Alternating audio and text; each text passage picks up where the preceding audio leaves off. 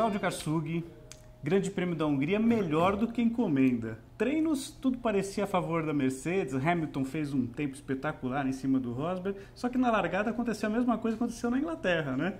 Olha, esse Grande Prêmio da Hungria parecia, pelo menos até sábado, que seria uma corrida chata.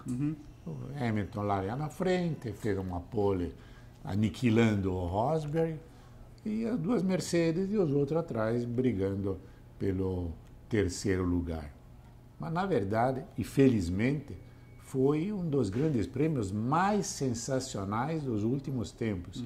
Um grande prêmio em que aconteceu de tudo, em que em determinado momento o Rosberg era o novo líder do Mundial. O Hamilton lá desesperado. O Hamilton desesperado atrás. Nunca vi o Hamilton fazendo tantos erros numa só corrida, porque claramente ele estava desesperado, parecia um garoto começando querendo mostrar serviço, andando acima do limite, que aliás esse é o ponto único que eu faço uma certa ressalva no Hamilton. Às vezes ele precisaria de uma dose assim de tranquilidade, como tinha o Prost, como tinha o Lauda, como tinha o Fangio, pensar, olha, eu estou disputando o campeonato, se chegar logo atrás do Rosberg, perfeito, eu vou perder 2 pontos, 4 pontos, enfim, não tem, no máximo, se ele ganha o seu segundo, perco 7, mas não tem nenhuma tragédia maior. Verdade. E parecia que ele estava decidindo o título na corrida. E, na verdade, teve até sorte de campeão, né? Porque se a gente for analisar no contexto geral, acabou ficando 21 pontos à frente. No contexto, ele ainda ganhou 4 pontos. Quer dizer, ele estava fora, ele estava praticamente se apresentando no próximo Grande Prêmio, em determinado momento, atrás do Rosberg, tendo perdido a liderança. E eu acho que se algum maluco tivesse dito antes os 7, 8 primeiros, ia ser internado urgentemente, porque isso aqui é maluco. E se alguém tivesse apostado nisso, eu quebrava a banca de qualquer empresa de aposta. Porque veja o seguinte, vitória de Vettel. Bom, tem uma certa normalidade, né? A Ferrari já ganhou uma com o próprio Vettel. Já ganhou uma. Vettel é o adversário mais perigoso das Mercedes. Você pode pensar, bom, uma boa largada, vai à frente e tal, e vence. Mas depois, 2 Red Bull no pódio. Inclusive invertida, porque normalmente você pensa, bom, 2 Red Bull no pódio, quem sabe o que aconteceu, mas o Ricciardo na frente do Kiewit. Em vez não, foi o Kiewit na frente, o segundo pódio de um piloto soviético, um piloto russo na Fórmula 1. Aí depois você chega em quarto, um garoto como a Toro Rosso, Verstappen com a Toro Rosso. Você chega em quinto, Alonso.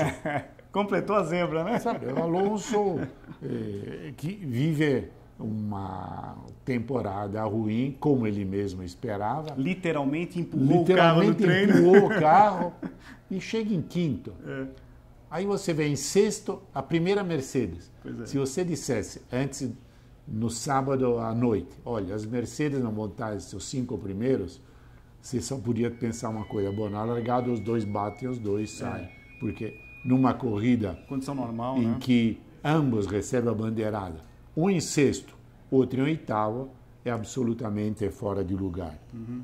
A McLaren, que consegue levar 2 carros na zona de pontuação, também é a primeira vez. O Bottas chegou aí no ano, né? Exato. E aquilo que, a única coisa que mais ou menos se esperava, mas não nesse nível, era que a Williams fosse mal. Mas sempre marcando pontos, sei lá, 7º, 8º, tal. Bottas em massa fora dos vez. pontos, claramente o carro não se adapta a um circuito sinuoso, como é o circuito de Budapeste, e claramente no próximo Grande Prêmio, Spa, eu tenho absoluta certeza que a Williams vai andar muito melhor e provavelmente a Red Bull vai andar pior. Então, há uma expectativa de grande curiosidade. O motor fala muito ali, né, Cláudio? Sim, não tem jeito, né? E não tem possibilidade, não tem jeito. Mas foi uma corrida sensacional. O melhor do ano, na tua opinião? Eu acho que sim, porque a cada momento podia acontecer alguma coisa. Não, e ver aquela perseguição final do Rosberg com o Ricciardo, aquele toque que fura o pneu. Coitado do Rosberg, teve que dar toda a volta. E no momento que foi longe dos boxes, né? Não tinha... Sim, não tinha coisa. Isso me lembrou uma vez o Villeneuve, fazendo toda uma volta. Praticamente o Villeneuve foi pior ainda porque caiu a roda. Caiu a roda, ele ficou andando... o eixo ali, né? Solto. Mas, enfim, teve de tudo, muito mais do que tudo. Acho que ninguém podia querer mais.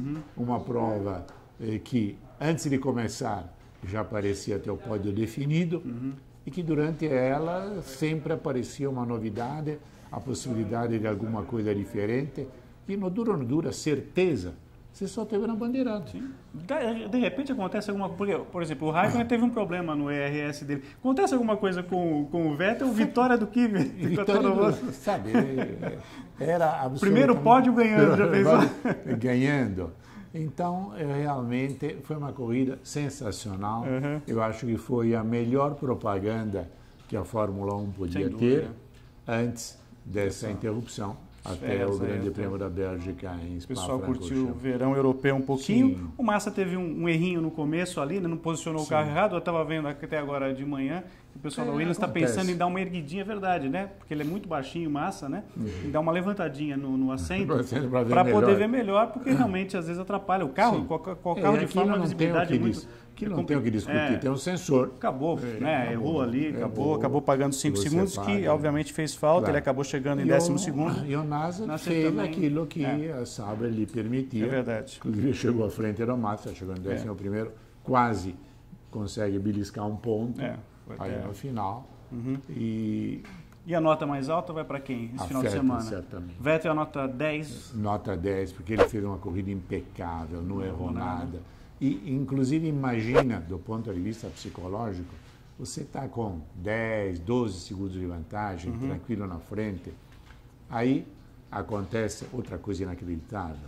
Voa a asa dianteira do Hülkenberg.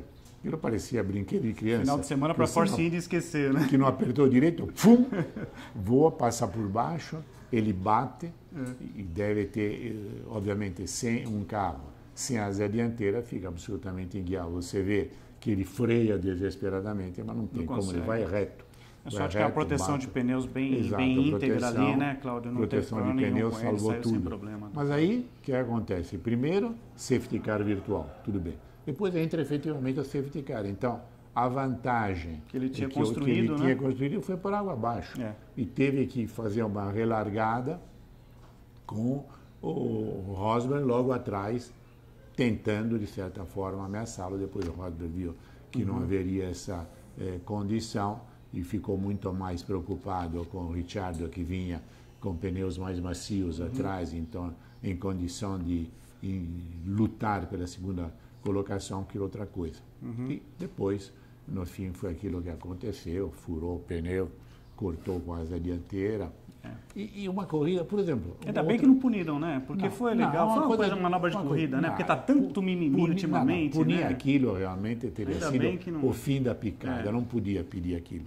Mas para dizer mais um detalhe de uma corrida absolutamente fora do normal, vocês devem ter reparado quando uma das duas câmeras de TV do carro do Arraes soltou e saiu voando. E ele achou até que era um problema na asa, né? Tanto que a Ferrari se posicionou para trocar, minha primeira impressão foi que a lateral da asa tivesse subido. Mas não tinha batido em nada, tal. Então aquilo, sei lá porque, voou. Graças a Deus não pegou ninguém, porque sabe, o objeto daquele voando. Achei o que aconteceu com Massa, né? Lá mesmo na Hungria, aliás, né? Você tem que considerar a energia cinética que aquilo tem. Pode ser leve, mas a massa pelo quadrado da velocidade dividido por 2, que é aquela formulazinha básica. Uma pancada e tanto, né, Cláudio? Uma pancada e tanto. Então, teve de tudo.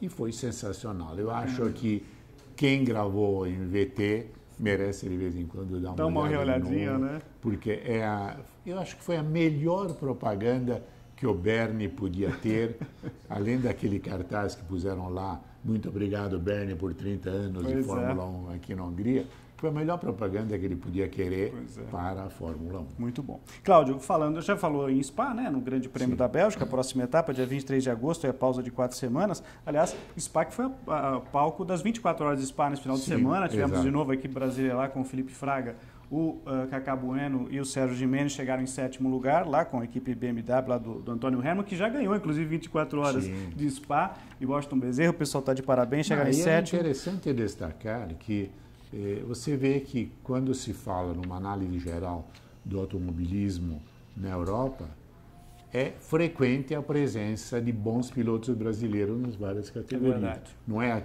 mais aquele troço isolado, olha, fulano de tal, Zé das Couves ganhou não sei onde. Sempre tem uma representatividade boa, né? Uma boa representatividade de uma escola de pilotos indiscutível como a escola brasileira. E lembrando só que essa prova lá em Spa, 24 horas, o vencedor, né, o trio vencedor da BMW, 536 voltas. Pensou, na verdade, 3 pilotos, dá uma média de uns 170 passagens pela Rouge. Gostoso, né, Cláudio? De dia e de noite, à noite, né? Quer dizer, a noite realmente deve ser uma complicado. Emoção e tanto, né? Você chegar lá e ter que segurar o pé embaixo.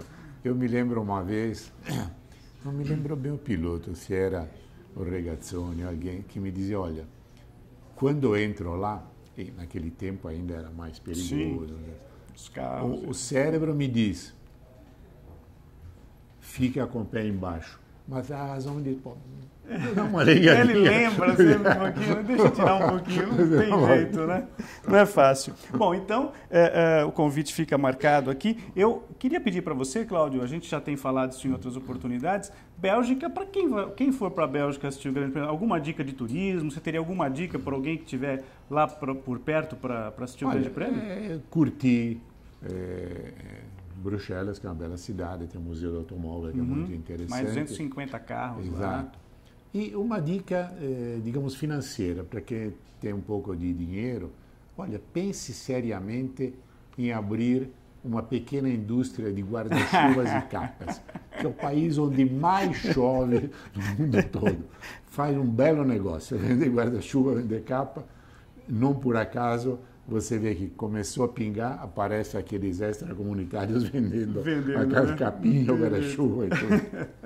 E é assim, né? Porque, inclusive, no ano passado, a pole do Rosberg foi sob chuva, né? Mais de 2 minutos. O circuito já é grande, com chuva ainda a coisa complica. A curiosidade é que, às vezes, chove num ponto e não chove no outro. É muito extenso. Em Interlagos já acontece isso, que nem é tão grande como era antigamente, e na Bélgica mais ainda. Tem a parte da floresta, lá os carros dentro, ali no meio, né? Como era Nürburgring antes, né? Hockenheim. É um desafio para todos os pilotos, porque eles veem quando você está indo. De repente, muda completamente o grip, que pneu usar, a aderência e tal. Você pode até errar e bater. Isso aí. No ano passado a vitória foi do Ricciardo, né, com a Red Bull. Na normalidade, as Mercedes devem figurar lá na frente. Né? Teoricamente, primeiro e segundo, e a costumeira luta pelo terceiro lugar. Agora, há uma curiosidade, pouca gente falou disso, mas é bom lembrar, que a Ferrari correu com motor de início de campeonato, que é um motor um pouco menos potente, motor que não teve as últimas atualizações que já estrearam no Canadá, que eles tinham receio de falta de confiabilidade pelo intenso calor. Em Spa, deve voltar à versão atual, esperando depois a versão definitiva para Monza, que é uma corrida extremamente importante para a Ferrari, uma vitória em Monza vale o dobro para o cavaleiro. É isso aí. Bom, então é isso, a gente fica assim, né? Com o apoio de Caçula de Pneus. Voltamos então, Cláudio, para falar exatamente do Grande Prêmio da Bélgica de Fórmula 1, a próxima etapa do campeonato. É isso aí, até lá.